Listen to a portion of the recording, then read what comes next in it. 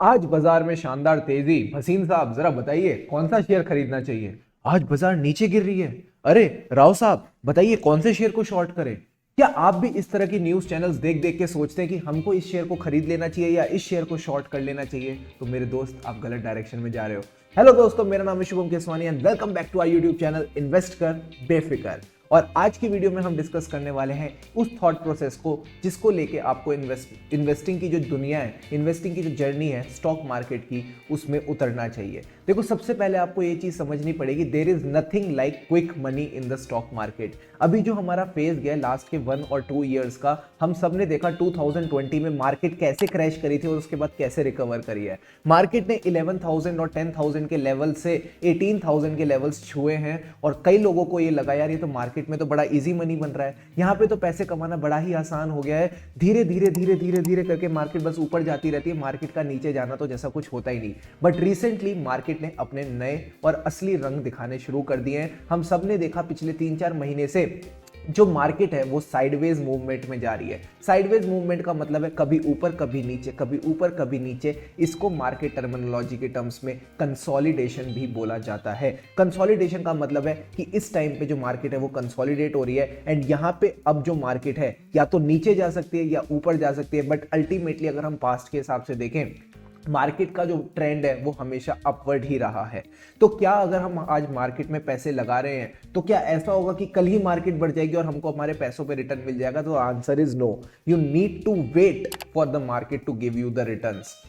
Of course India is a great market. अभी हमने जब सबने देखा Q3 के जो रिजल्ट्स आए हैं, चाहे वो FMCG कंपनीज हो, चाहे वो टेक्नोलॉजी कंपनीज हो, सारी कंपनीज ने अपने रिटर्न्स एकदम चकाचक दिए। तो एक बात तो निश्चित है कि ये कंपनीज अच्छा परफॉर्म कर रही है एंड जो कंपनीज फंडामेंटली स्ट्रांग होती हैं वो हमेशा बढ़िया परफॉर्म करती हैं एंड अल्टीमेटली उनका स्टॉक प्राइस भी ऊपर जाता है। But the main thing is आपको इंस्टेंट रिटर्न्स नहीं मिलेंगे। ये मैगी की तरह नहीं है कि आज आपने पैन में डाला, नीचे से आग लगाई, 2 मिनट रुके और आपकी मैगी बन गई। यहाँ पे आपको पेशेंस के साथ रुकना पड़ेगा। एंड अल्टीमेट चीज आपको ये भी समझनी पड़ेगी कि क्या आपकी जो नेचर है वो इन्वेस्टर की है या ट्रेडर की है। ट्रेडर वो इंसान होता है जो स्टॉक मार्केट को देख देख के बेचैन रहता है। मार्केट थोड़ा सा ऊपर जाती है वो खुश हो जाता है, जैसे ही थोड़ा नीचे जाती है वो टेंशन में आ जाता है। तो ये बात आपको समझनी पड़ेगी कि क्या आप ट्रेडर है, क्या आप इन्वेस्टर है। अगर आप ट्रेडर है तो देखो मेरी बात, आप हमेशा परेशान रहोगे, आप हमेशा बेचैन रहोगे कि मार्केट कब ऊपर जा रही है, कब मार्केट नीचे जा रही है। पर अगर आप इन्वेस्टर हो तो आप बेफिक्र होकर बैठोगे, आपको फर्क नहीं पड़ता। बिकॉज मैंने आपको हमेशा से यही बात बताई है कि जो इक्विटीज है उनके लिए आपको अपना जो इन्वेस्टमेंट होराइजन है कम से कम 10 से 15 साल रखना चाहिए। 20 साल रखो तो बहुत ही बड़ी बात है, बहुत ही बढ़िया बात है। बट कम से कम आपको अपना इन्वेस्टमेंट होराइजन कितना रखना चाहिए? 10 से 15 साल। और आप तो 10 से 15 दिन में ही अगर बेचैन हो रहे हो इक्विटी में पैसा लगा के, तो कहीं ना कहीं आपको वो इन्वेस्टिंग की जो बेसिक स्किल है, पेशेंस, वो सीखनी पड़ेगी। प्लस आपको ना एक चीज और समझनी पड़ेगी। 2 चीजें हैं जो इंसान को इस स्टॉक मार्केट में लॉसेस की तरफ ले जाती है, वो है ग्रीड और स्टूपिडिटी। सर, ग्रीड और स्टूपिडिटी, देखो ग्रीड का मतलब है लालच। अगर आपको कोई लालच देता है कि ये जो स्टॉक है ये 20% बढ़ने वाला है, 30% बढ़ने वाला है, तो ऐसा नहीं है कि आप कूद पड़ो मार्केट में और वो स्टॉक खरीद लो। You need to understand the rational behind why the other person is saying कि क्यों ये स्टॉक 20% 15% बढ़ेगा।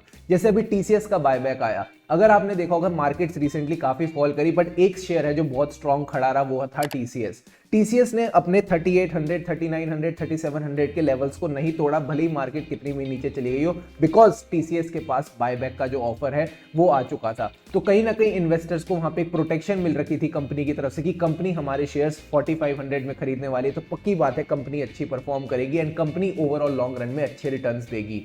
बट यही कई सारे स्टॉक्स थे, स्मॉल कैप, मिड कैप, जिनके बारे में बहुत बड़ी बड़ी कॉल्स आई कि ये स्टॉक यहाँ जाएगा वहां जाएगा, पता नहीं कहां कहां चले गए। तो ये बात जरूर समझना, अगर आपको कोई कॉल दे रहा है, अगर आपको कोई इन्वेस्टमेंट एडवाइस दे रहा है, तो ये चीज समझना बहुत जरूरी है कि उस इन्वेस्टमेंट एडवाइस के पीछे जो रैशनल है वो क्या है। अगर रैशनल आपको पता है उसके बाद आप इन्वेस्टमेंट कर रहे हो तो कोई दिक्कत की बात नहीं है। बट बिना रैशनल को समझे बस अपनी ग्रीड के लिए, अपने लालच के लिए अगर किसी शेयर में पैसा लगा रहे हो तो वो बहुत गलत बात है। दूसरी चीज, स्टूपिडिटी। स्टूपिडिटी का मतलब है, अगेन, आप क्या कर रहे हो? जब मार्केट बढ़ रही है आप उसमें पैसा लगा रहे हो, जब मार्केट गिर रही है आप अपने शेयर्स बेच रहे हो। कर क्या रहे हो? एक चीज सोच समझ के करो। अगर आपको लगता है कि आपने जिस शेयर में पैसा लगाया है वो फंडामेंटली स्ट्रांग है, फंडामेंटली स्ट्रांग है मतलब उसका जो रिटर्न ऑन कैपिटल एम्प्लॉयड है वो 15% से ज्यादा है, उसका रेवेन्यू 10% से ऊपर ग्रो कर रहा है, बेसिकली कॉफी कैन इन्वेस्टिंग वाली वीडियो में जो हमने बातें डिस्कस करी थी वो सारी मीट कर रहा है, तो मेरे दोस्त, मेरे भाई, मेरे प्यारे, अगर आपने उसमें पैसे लगा रखे हैं तो लगा के थोड़े दिन छोड़ दो उनको। ऐसा नहीं होना चाहिए थोड़ा सा ऊपर गया आपने शेयर को सेल कर दिया। आपको पता है सेलिंग और ट्रेडिंग में कितनी कॉस्ट एसोसिएटेड होती है? आपका सिक्योरिटी ट्रांजैक्शन टैक्स लगता है, आपकी स्टैम्प ड्यूटी लगती है, आपकी ब्रोकरेज लगती है, आपका शॉर्ट टर्म कैपिटल गेन पे 15% टैक्स लगता है। इतनी सारी कॉस्ट अगर एक्यूमुलेट करते रहोगे तो कैसे कंपाउंडिंग का फायदा उठाओगे? वॉरेन बफे जी ने पता है क्या कहा था? वॉरेन बफे जी ने पता है क्या कहा था? वॉरेन बफे जी ने कहा था कि जो कंपाउंडिंग है it is the 8th wonder of the world. मैं बताऊं 8th वंडर कंपाउंडिंग नहीं है, 8th वंडर पता है क्या है? 8th वंडर पेशेंस है। अगर पेशेंस होगा तभी आप कंपाउंडिंग का फायदा उठा पाओगे, वरना आपको कंपाउंडिंग का कभी फायदा नहीं मिलेगा। तो मेरे दोस्त, अगर स्टॉक मार्केट में इन्वेस्ट करना है, बेफिक्र रहना है, तो पेशेंस होना बहुत जरूरी है। सर पता कैसे चलेगा कि हम वो इन्वेस्टर है जिनके अंदर पेशेंस है? हम पेशेंस का अंदाजा कैसे लगाएं? जब मार्केट गिर रही होती है और फिर आप अपने स्टॉक सेल कर देते हो, इसका मतलब आपके अंदर पेशेंस नहीं है। सर अगर हमारा स्टॉक बहुत ही खराब है और मार्केट गिरी है तो सेल नहीं करना चाहिए? ऑफ कोर्स करना चाहिए, पर पॉइंट क्या है ना, पेशेंस जो है ना वो चीज आपकी टेस्ट ही तभी होती है जब मार्केट गिर रही होती है। तो इन्वेस्ट भी आप जब फंडामेंटली स्ट्रॉन्ग कंपनीज में करते हो तो पेशेंस दिखाना है, पर अगर आपने इन्वेस्ट ही खराब कंपनीज में कर रखा है तो फिर पेशेंस का कोई फायदा नहीं है। फिर तो जितनी जल्दी आप उस कंपनी से बाहर निकल जाओ उतना अच्छा है। पर अगर आपने इन्वेस्ट कर रखा है एकदम मजेदार चकाचक बढ़िया कंपनीज में, तो पेशेंटली देखो, पक्की बात है वो कंपनी आज नहीं तो कल, कल नहीं तो परसों आपको वो रिटर्न देके जाएगी। तो वो पेशेंस आपने हमेशा मेंटेन करना है। मैंने कई बार देखा है, जैसे अभी 2020 में क्रैश हुए थे, कई लोगों ने अपने पोर्टफोलियोज लिक्विडेट कर दिए। तो जब मार्केट अपने लो पे थी लोग सेल करके चले गए, बट उस टाइम पे जो लोग समझदार थे ना उन्होंने मार्केट में बाइंग करी, उन्होंने मार्केट में अपने स्टॉक्स एक्यूमुलेट करे एंड सबने फिर कंपाउंडिंग का फायदा उठाया। एंड अल्टीमेटली जब ये मार्केट 17,000 18,000 के लेवल्स पे है तो आज वो सब लोग खुश हैं जिन्होंने पेशेंटली या तो उस टाइम पे अपने स्टॉक्स को सेल नहीं किया या फिर उस टाइम पे स्टॉक्स को खरीदा जब मार्केट में पैनिक हो चुका था। तो इससे आपके पास एक और लर्निंग आती है, जब सारे लोग पैनिक सेलिंग करें ना तब आप सेलिंग तो बिल्कुल भी मत करो। प्लस अगर आपको लगता है कोई अच्छी बाइंग अपॉर्चुनिटी है तो उसमें जरूर आप अपना फायदा उठा सकते हो। एग्जाम्पल देता हूं इन्फोसिस का। इन्फोसिस के जो शेयर्स हैं उसमें काफी अच्छी गिरावट आई थी एक बार जब विसल ब्लोअर ने कंप्लेंट की थी। I still remember 2 years back around, Infosys की जो कंपनी है उसमें विसल ब्लोअर ने एक कंप्लेंट की थी कि इन्फोसिस की कंपनी में कुछ खराब चल रहा है। बेचारा शेयर का जो प्राइस था वो 900 के अराउंड था और वो 700 तक गिर गया था। कई लोगों ने उस टाइम पे पैनिक सेलिंग करी और आज आप सब जानते हैं इन्फोसिस का जो प्राइस है वो 1700 1800 के अराउंड घूम रहा है। तो it is a very good learning for you कि जो कंपनीज फंडामेंटली स्ट्रांग है उनमें जब इस तरह की न्यूज आती हैं और लोग पैनिक सेलिंग करते हैं, it's a good opportunity for you to make your positions to enter into the market to buy these shares rather than selling your shares and booking the losses. I hope इस video में आपको कई सारी बढ़िया बातें पता चली हों जिनको आप इंप्लीमेंट करेंगे स्टॉक मार्केट में और एक अच्छे इन्वेस्टर बन के निकलेंगे।